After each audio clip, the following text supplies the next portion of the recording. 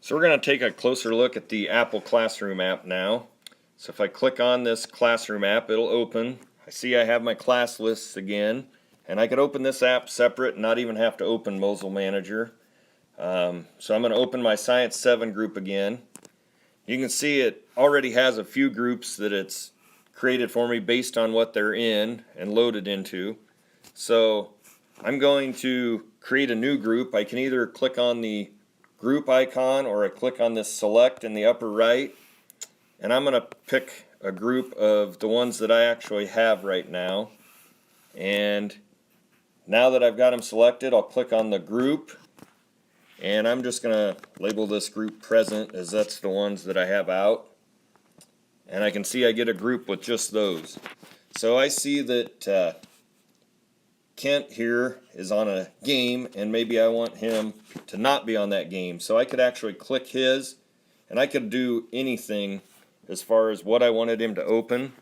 So I have several options here. Maybe I just want to lock him, and that locks his screen. He'll usually look up.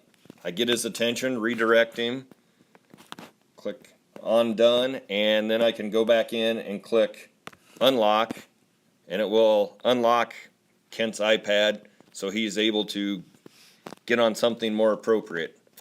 Or I could have went into Kent and clicked on open, and maybe I want them in Schoology. So I'm going to click Schoology, and it forces Schoology to open on that iPad.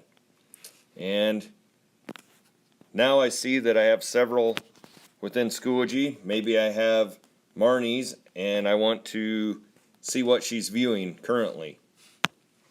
And so let me open these back up. They're going to sleep on me. So maybe Marnie's, I want to view her screen, and I see, oh, she's gotten into Notability. I don't want Marnie in Notability right now. We're supposed to be working in Schoology, studying, getting ready for a test. So if I click on Marnie, I click on open, I could click in Schoology and force her to open to Schoology.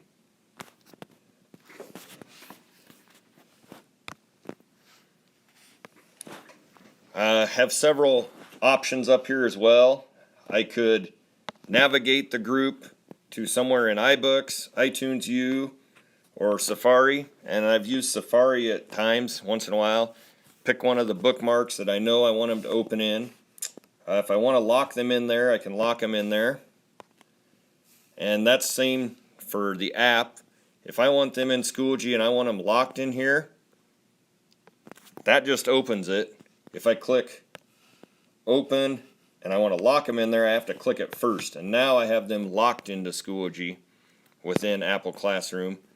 The students could click on whatever they want. They can't get out of it. Know this, I got to unlock them at some time to let them out of that should we want to go elsewhere. So I unlock them. One of the big features of this that I really like is the viewing the screens. So if I click on these binoculars up here for screens, you can see I have little windows that I can see their screens, and I sit here and watch this. And if I see something that looks like this person maybe has went somewhere they shouldn't, so maybe I have Kent here that decided to get back into his motorcycle racing game. I see that, and I go, oh, Kent.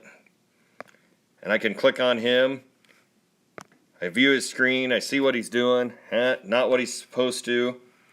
I'm going to force open Schoology, and he is now locked in Schoology and cannot get out. He doesn't have a choice. So I have a little more management of him because I didn't trust him anymore. And you can see there's a little lock icon next to his Schoology that shows he's locked in there.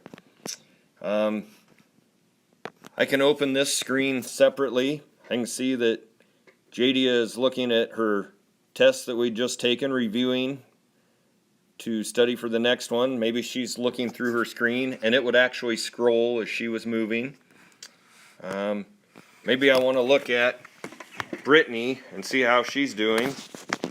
I can see she's looking at her test, and I'll show you here. You can see that as she scrolls, it updates on my iPad too. So I see that Brittany's very on task. Watching through these, and I can notice that some of these others haven't even gotten into it yet. I could redirect them. So there's a lot I can do within Apple Classroom that I also do in Mozel Manager. But one of the big benefits here is this viewing the screen and being able to really control them. So hopefully you'll use it, get used to it a little bit, and become more comfortable with it. It's a very easy tool to use and very handy to manage the iPads